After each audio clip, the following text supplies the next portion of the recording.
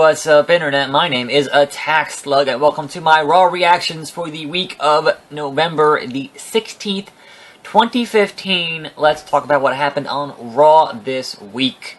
The show opened up with a acknowledgement of the Paris attacks, which were certainly terrible, and WWE usually does a pretty good job of acknowledging real-world tragedies at the top of their shows when they happen, so that was nice to see. The actual show started with Taker and Kane coming to the ring and having a promo, and those guys have been around for a long time. They've never really been that good on the microphone. So I was like, just blah, blah, blah, hell this, and demons that. It's kind of, whatever. But that brought out the Wyatts, and Bray was cutting his promo, and then out came the Druids, but surprise, they're wearing sheet masks, and basically it was Taker and Kane beating up a bunch of indie guys, whatever. And that was, we're still kind of like, who are they gonna face? It's 2-on-2, and we don't actually know. That makes, you would think that would make predictions difficult, but whoever the two are, they're facing Taker and Kane, and come on, Taker and Kane are not gonna lose at the 25 years of Undertaker, blah, blah, blah, whatever. Anyway. First match of the evening was Neville and Owens. This is the continuing tournament to move on to Survivor Series to crown a new World Heavyweight Champion. And I thought this match was excellent. These are two guys that I enjoy quite a bit in the ring, and they put on a fun match here. The significant spot in that match was basically Owens taking a backwards Hurricanrana. Looked like he broke his damn neck. It was like, why would you ever... Summer Rae putting in a chair in the ring. That's... Man. That was just a ridiculous spot. And, like, that's kind of a thing that you would normally think would be, on a pay-per-view. Not on a, Raw. But, is what it is. Owens advances, because of course he does. On the chair! Ref doesn't even notice. What is even happening here? And it still feels like the inevitable main event for that pay-per-view is going to be Reigns and Ambrose. Anyway, moving on to this match, which was Tyler Breeze versus R-Truth. And Tyler Breeze won this match. My issue with this match is that it's R-Truth. No offense to R-Truth, he's been around for a long time, and he's certainly a competent wrestler. But if you're looking to make Tyler Breeze important, if you're looking to make him into a guy that you could say put on the US title or the ICC title as he moves up the roster, it shouldn't take him that long to beat R-Truth. It shouldn't take him that long. Like, if he was fighting Bad News Barrett, it shouldn't take him that long to beat guys of that stature. If he's your new hot thing, having a long competitive match with R-Truth of all guys seems like a weird choice. That moved on to Dolph Ziggler and Dean Ambrose, which was another part of this tournament. And Summer Rae is just really getting into it here with this stuff. She's really trying to make this stuff happen. Ziggler and Ambrose, another fun match that I enjoyed a lot, and Ambrose won, as you would expect. He had advanced further in this tournament, which, further solidifies the fact that it seems like it's going to be Ambrose and Reigns in the finals at Survivor Series.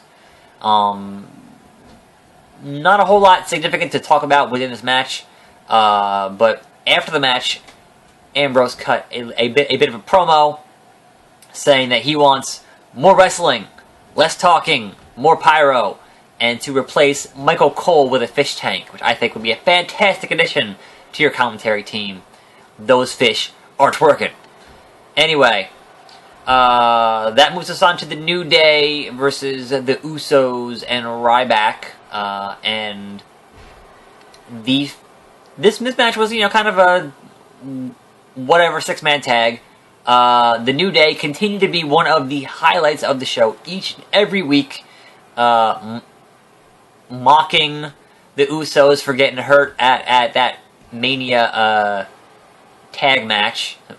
Ow! Like, they're killing it every week. It's fantastic. But the New Day won this match by disqualification because Ryback is an idiot and got his team disqualified. And then they beat up on the New Day, and then they got their music played and celebrated. Like, how does that make them faces? They got themselves intentionally disqualified by assaulting an official, referee, and then they were happy about it and got to beat up the heels and celebrate it. That's not face stuff. Like, what are you doing? Anyway, we go backstage to Triple H giving Cesaro a pep talk and being like, yeah, you gotta reach for that brass ring. It's like, I thought they thought that Cesaro was too Swiss, you know? Like, it feels like Cesaro is in another unfortunate... He's kind of like halfway into a Daniel Bryan situation where the crowd's like, okay, this guy can go. He's fucking amazing in the ring. You know, he's not great on the mic, but he's amazing in the ring, and if they gave him a proper mouthpiece, and didn't botch it like when they gave him Paul Heyman, he could certainly go places. But they're just perpetually not quite pulling the trigger on Cesaro because you want to make your golden boy Roman Reigns look good. And I'll get into that in a second here. But yeah, so this whole Triple H pep talk is just kind of like, what? It felt weird. They had him talking to Owens earlier in the evening, and then I think he came out and talked to Del Rio a bit later on. And it's kind of like, well, who's going to join the Authority? Who's going to be the guy? Or whatever. But that actually led us into Cesaro and Reigns match, and I don't understand why this wasn't the main event. I think maybe they felt, okay, we're obviously going to have Reigns win here. Now, to be fair, this was an amazing match, and hopefully this made both guys look great in the eyes of the audience. I don't know if that was actually the case or not, but I would hope that would be the case. Make both guys look fantastic. And obviously Reigns wins because that was... Reigns winning is such a foregone conclusion that if they manage to swerve us in that main event at Survivor Series, I will be shocked. Shocked. And there was always the chance to have a swerve here and have Cesaro win. Obviously he's not going to win. But what was interesting was that, yeah, both guys looked fantastic in this match.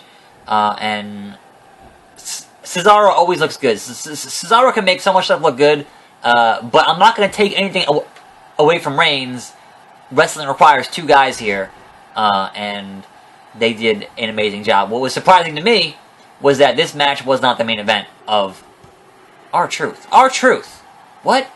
So I think the only reason that this match was not the main event of Raw on this particular evening is they're still never sure, depending on what town they're in, the reaction that Reigns winning is going to get and how big, of a reaction is his opponent going to get. And clearly, you don't want Reigns winning at the end of your episode of Raw and then having the fans shit all over it. So they're kind of hedging their bets there. And obviously have him win anyway, but maybe don't close the show with it.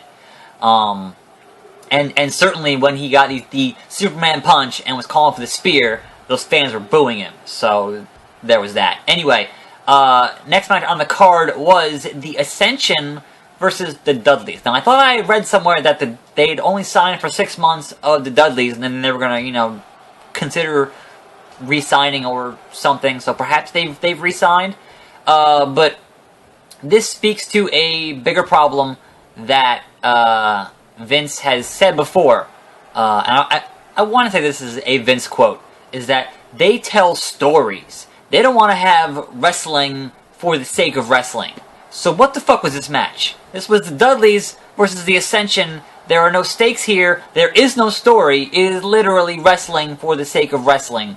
And did not need to be on this show for any reason other than saying, hey, we still have the Dudleys. That's still a thing. Like, Who cares? Anyway, moving on to Del Rio versus Kalisto, which was another match in the tournament to crown the next champion. Del Rio went over here because, of course, he did. It was shocking that Kalisto made it this far. It was shocking that he beat Ryback, which is crazy. But this match is only kind of significant for two things. One, once again, Del Rio accidentally taking the mask off of another luchador, which happened to Mysterio years ago, and they kind of botched that spot. Like, I know Kalisto hangs out with Sin Cara a lot, but that shouldn't... Anyway. And also the fact that this match was kind of boring, and you would think two guys who came up with a Lucha Libre background could tear it up in the Lucha Libre style, instead of just being in that boring, you know, not boring, but they're in that cookie-cutter WWE style of match. Like, every guy that Del Rio has worked, who also came up through a Lucha background, Mysterio, Sin Cara, the other Sin Cara, which is Hunico, every guy came up in that background, you would think, okay, guys, just go let it loose, show the fans something different, because you both had that background, and it just never happens. It's just kind of a bog standard WWE style match, which is not what I want to see. Like, when WCW had a whole cruiserweight division, you had crazier matches in a different style than you had their heavyweight matches, you know, with Hogan and Piper and whatever else. It was something different. And I feel like they could do that here. They had the guys to do that, and they never quite do that. So, that being said, Del Rio went over, and, you know, whatever. And that still makes doing predictions for that pay-per-view difficult to call, because you don't know who's going to be in the main event, even though you assume the main event is going to be Reigns and Ambrose. And is someone going to have a heel turn there? Maybe, maybe not. Who knows? Anyway, your main event segment for the evening was a Divas contract signing. So, for all the bluster, for all the talk about the Divas Revolution, actually having them headline a contract signing in your go-home show for Survivor Series is kind of interesting. It's kind of a different direction that they haven't taken yet, and I'm curious to see what's going to happen with the ratings and what's going to happen, you know, long term with that, because that is not a thing that they've done before. So kudos to that. The actual segment itself, whatever. Obviously, the one point that had everyone talking is the fact that they brought up Reed Flair, who died from an overdose a few years ago, and used that as a point of contention between these two divas. Between Paige and Charlotte. So, I've seen there's a lot of talk online. There was a lot of people who were angry about it, thought that was a lazy way to go, that was a, you know, you shouldn't be bringing up people who weren't technically in the business, who were dead, etc., etc., because David Flair was the one who was in WCW. Reed Flair kind of never did anything in the business. So there are folks who thought, oh, they shouldn't have used that. That's pandering. That's, you know, you're stooping so low to do that. And look, it's the wrestling business. Anything you can do as a heel to get heat, if that shit works, do that shit. When Paul Bearer died, and CM Punk was using the Paul Bearer stuff against Undertaker, that was fantastic. That got a visceral reaction from that crowd. They were legitimately mad at CM Punk. That means he was doing his job as a heel. And anyone who's been in the business, certainly Ric Flair would tell you, if you can use something to get a reaction from the crowd that makes them hate the hell out of you, then you're doing your job properly. That's what being a heel is all about. So I don't think that it was bad. I think that what Paige did, and from what I've heard, Charlotte was the one who actually volunteered to use that. Then that works. You got the crowd to get mad about it, and you're doing your job. So that's my thought on it. There are very few things that should be out of bounds in terms of wrestling heels and what they can say and do. Very few things. And if you can use it and it's useful, go for it. So, that was Raw. Raw was alright. Certainly I enjoy the parts where, you know, the ongoing story of this tournament makes these matches actually matter and makes me care about them. The matches outside that, kind of whatever. So, I'd say look forward. I've got my Survivor Series predictions coming up on Friday, so look forward to that. More wrestling talk, more CPU matches, and more Roman Reigns winning, because of course he will. So, until then, until next time, I am your host, Attack Slug, and I will see you next time, right here on this channel. And they let Cesaro win in the game, which is not going to happen in real life. But man, and I'm out.